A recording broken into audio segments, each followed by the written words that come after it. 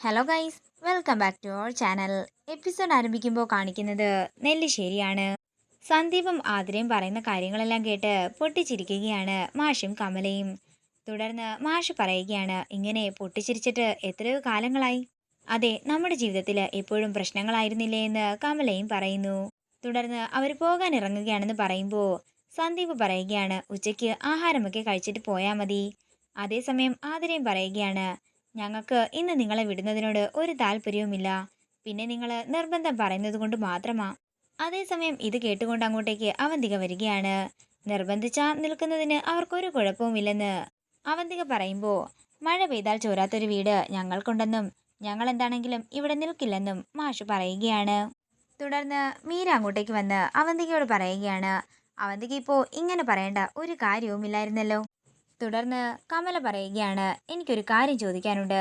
അവന്തികയ്ക്ക് എന്താ ഞങ്ങളിവിടെ വരുന്നത് ഇഷ്ടമല്ലേ? നിങ്ങൾ നിങ്ങളുടെ മക്കളെ കാണാൻ വരുന്നതിന് എനിക്കെന്ത് പ്രശ്നമാ? മൂത്ത മകന്റെയും ഇളയ മകന്റെയും ഉറപ്പുണ്ടെങ്കിൽ പിന്നെ ആരുടെ സമ്മതമാ വേണ്ടതെന്നൊക്കെ അവന്തിക പറയുമ്പോൾ മാഷ് പറയുകയാണ്, വാ കമലെ, നമുക്കിറങ്ങാം. തുടർന്ന് സന്ദീപിനോട് മാഷ് പറയുക, നേരത്തെയും ഞങ്ങൾ പോകാൻ ഇറങ്ങിയതാ. സച്ചി നിർബന്ധിച്ചതുകൊണ്ട് മാത്രമാണ് ഞങ്ങൾ ഇത്രയും നേരം ഇവിടെ നിന്നത്. ഏട്ടത്തി, എന്താ ഇതൊക്കെയെന്ന് സന്ദീപ് പറയുമ്പോൾ, ഞാൻ അതിന് ഒന്നും പറഞ്ഞില്ലല്ലോ എന്നും ഇതൊക്കെ ഇവിടെയുള്ളവരുടെ സെന്റിമെന്റ്സ് പിടിച്ചെടുക്കാൻ വേണ്ടി പറയുന്നതാണെന്നും അവന്തിക പറയുന്നു. തുടർന്ന് കമല പറയുകയാണ്, സന്ദീപേ, നിനക്ക് ഞങ്ങളെ കാണണമെന്നുണ്ടെങ്കിൽ ഇവളെയും കൂട്ടിക്കൊണ്ട് അങ്ങോട്ടേക്ക് വന്നാൽ മതി. അവിടെ ഇങ്ങനെ മുഖം കറുപ്പിച്ച് വർത്തമാനം പറയാൻ ആരുമുണ്ടാകില്ലെന്ന് പറഞ്ഞ് അവര് ഇറങ്ങുകയാണ്. അതേസമയമാണ് സേതുമാധവൻ നെല്ലിശ്ശേരിയിലേക്ക് എത്തുന്നത്. നിങ്ങൾ വന്നിട്ട് കുറെ നേരമായോ എന്ന് ചോദിക്കുമ്പോൾ, മക്കളെ കാണാൻ വേണ്ടി വന്നതാണെന്നും ഇറങ്ങുകയാണെന്നും മാഷ് പറയുന്നു. ഇത് കേൾക്കുന്ന അവന്തിക പറയുകയാണ്, അവർ വന്നിട്ട് കുറച്ചു നേരമായി. വന്നപ്പോഴേ ഞാൻ പറഞ്ഞതാ ഇവരിവിടെ വരുന്നതൊന്നും അച്ഛൻ ഇഷ്ടമാകില്ലെന്ന്. പിന്നെ വീട്ടിൽ കയറി വന്നതല്ലേ, അതുകൊണ്ട് ഇറങ്ങിപ്പോകാൻ പറയാൻ പറ്റില്ലല്ലോ. അല്ലെങ്കിൽ അച്ഛൻ വരുന്നതിന് മുമ്പ് തന്നെ ഞാൻ പോകാൻ പറഞ്ഞേനെയെന്നും അവന്തിക പറയുന്നു. ഇത് കേൾക്കുന്ന സച്ചി പറയുകയാണ്, അച്ഛാ, ഇവരെ ഞാനാ വിളിച്ചു വരുത്തിയത്. ഗർഭിണിയായ ആതിരയെ കാണാൻ ഇവർക്കും ആഗ്രഹമുണ്ടാകില്ലേ? അങ്ങനെ ആഗ്രഹമുണ്ടെങ്കിൽ ആതിരയെ കുറച്ചു ദിവസം വൃന്ദാവനത്തെ കൊണ്ട് നിർത്തട്ടെ എന്ന് അവന്തിക പറയുന്നു. ഇത് കേൾക്കുന്ന കമല പറയുകയാണ്, അതിന് ഞങ്ങൾക്ക് ഒരു എതിർപ്പുമില്ല അവന്തികെ. സേതുവട്ടൻ സമ്മതിച്ചാൽ, സന്ദീപ് പറഞ്ഞാൽ ഞങ്ങൾക്ക് കൊണ്ടുപോകുന്നത് കൊണ്ട് ഒരു കുഴപ്പവുമില്ല. ഇത് കേൾക്കുന്ന അനഘ പറയുകയാണ്, ആതിരയ്ക്ക് ഇവിടെ ഒരു പ്രശ്നവുമില്ല.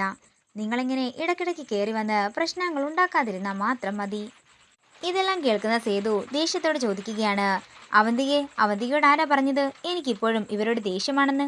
നിൽക്കുന്നതേ അർച്ചനയുടെയും ആതിരയുടെയും അച്ഛനും അമ്മയുമാണ്. എന്ന് പറഞ്ഞാൽ എന്നെയും അവന്തികയും ഒക്കെ പോലെ തന്നെ ഈ വീട്ടിലും കുടുംബത്തിലും അവകാശമുള്ളവര്. ഒരു സംസാരം കൊണ്ടോ പ്രവൃത്തി കൊണ്ടോ നമ്മളാരും അവരുടെ മനസ്സിനെ വേദനിപ്പിക്കാൻ പാടില്ല. നമ്മളുടെ അത്രയും ഇല്ലെങ്കിലും ഇവിടെ നടന്ന കാര്യങ്ങളിലെല്ലാം ഇവരും വിഷമിച്ചതാണ്. ഇനി അങ്ങോട്ടും ഇങ്ങോട്ടും നടന്നതെല്ലാം മറക്കാം എന്നല്ലാതെ മനസ്സിൽ വിദ്വേഷം വെച്ചുകൊണ്ട് നടന്നിട്ട് ഒരു കാര്യവുമില്ലെന്ന് സേതു പറയുന്നു. അർച്ചനയും ആതിരയും ഇവിടെ ഉള്ളിടത്തോളം കാലം ഇവരിവിടെ വന്നിരിക്കും. ഇതൊക്കെ കേൾക്കുന്ന അവന്തിക ഞെട്ടലോടെ നിൽക്കുകയാണ്. എന്താ, ആർക്കെങ്കിലും ഞാൻ പറഞ്ഞ കാര്യങ്ങളിൽ ബുദ്ധിമുട്ടുണ്ടോ എന്ന് സേതു ചോദിക്കുമ്പോൾ, ഇവിടെ എന്ത് കാര്യത്തിനും അവസാന തീരുമാനം പറയുന്നത് അച്ഛനല്ലേ എന്നും അതുകൊണ്ട് എനിക്കൊരു പ്രശ്നവുമില്ലെന്നും അവന്തിക പറയുന്നു. ഞാൻ നിങ്ങളോട് ആരോടെങ്കിലും വേദനിപ്പിക്കുന്ന രീതിയിൽ എന്തെങ്കിലും പറഞ്ഞിട്ടുണ്ടെങ്കിൽ ഞാൻ ക്ഷമ ചോദിക്കുന്നെന്നും അച്ഛൻ പറഞ്ഞതുപോലെ ഞങ്ങളും എല്ലാം മറക്കുകയാണെന്നും അനഘയും അവന്തികയും പറയുകയാണ്. തുടർന്ന് സേതുമാധവൻ കമലയും മാഷിനെയും വിളിച്ചുകൊണ്ട് അകത്തേക്ക് പോകുമ്പോൾ ദേഷ്യത്തോടെ നിൽക്കുകയാണ് അവന്തികയും അനഘയും. തുടർന്ന് അകത്തേക്ക് ചെന്നതിന് ശേഷം കമലയും മാഷും ആതിരയെ 7ാം മാസം കൂട്ടിക്കൊണ്ടുപോകുന്ന ചടങ്ങിനെ കുറിച്ചൊക്കെ പറയുന്നു. നിങ്ങൾക്ക് എപ്പോൾ വേണമെങ്കിലും ആതിരയെ വന്ന് കാണുകയും ചെയ്യാം, കൂട്ടിക്കൊണ്ടു പോവുകയും ചെയ്യാം. അതിപ്പോൾ ചടങ്ങായിട്ട് നടത്താനാണെങ്കിൽ എനിക്കൊരു കുഴപ്പവുമില്ലെന്നും സേതു പറയുന്നു. നിങ്ങളുടെ ഇളയ മകളെ ഇപ്പോൾ ഞാൻ എൻ്റെ സ്വന്തം മകളെ പോലെയാ കാണുന്നത്. പക്ഷേ മൂത്ത മകൾ അർച്ചനയോട് എനിക്കിതുവരെ ക്ഷമിക്കാൻ സാധിച്ചിട്ടില്ല. ഇനി സാധിക്കുമെന്നും എനിക്ക് തോന്നുന്നില്ല. എൻ്റെ ഒരു വാക്കിൽ തീരാവുന്ന പ്രശ്നത്തിനാണ് അർച്ചന ഇത്രയധികം പ്രശ്നങ്ങൾ ഉണ്ടാക്കി വെച്ചത്. തുടർന്ന് മാഷ് പറയുകയാണ്, ഇനി പറഞ്ഞിട്ട് കാര്യമുണ്ടോ എന്നൊന്നും എനിക്കറിയില്ല, എന്നാലും പറയണമെന്ന് തോന്നി. ആതിരയുടെയും സന്ദീപിൻ്റെയും ബന്ധത്തെക്കുറിച്ച് ആദ്യം അറിഞ്ഞപ്പോൾ ഞങ്ങൾ ആതിരയെ ഈ ബന്ധത്തിൽ നിന്നും വിലക്കിയതാണ്. പക്ഷെ ആതിര അന്ന് ആത്മഹത്യക്ക് ശ്രമിച്ചു. പിന്നീട് ഈ നിമിഷം വരെ ആ വീട്ടിൽ സമാധാനം ഉണ്ടായിട്ടില്ല. പിന്നെ ഞങ്ങള് കാര്യങ്ങളെല്ലാം അറിയുന്നത് സേതു അറിഞ്ഞ അതേ സമയത്ത് തന്നെയാണ്. തുടർന്ന് കമല പറയുകയാണ്, അച്ചു ചെയ്ത തെറ്റിന് എന്ത് ശിക്ഷ കൊടുക്കണം എന്നുള്ളത് സേതുവേട്ടന്റെ ഇഷ്ടം തന്നെയാണ്. പക്ഷേ ഒരടി കൊണ്ട് തീരാവുന്ന വേദന തീരാവേദനയാക്കരുത് എന്ന് മാത്രമേ എനിക്ക് പറയാനുള്ളൂ. അതേസമയം അനൂപ് നെല്ലിശ്ശേരിയിൽ എത്തിയിരിക്കുകയാണ്. അങ്ങനെ അനൂപ് അകത്തേക്ക് കയറി ചെല്ലുമ്പോൾ കാണുന്നത് അവിടെ ഇരിക്കുന്ന മാഷിനെയും കമലയുമാണ്.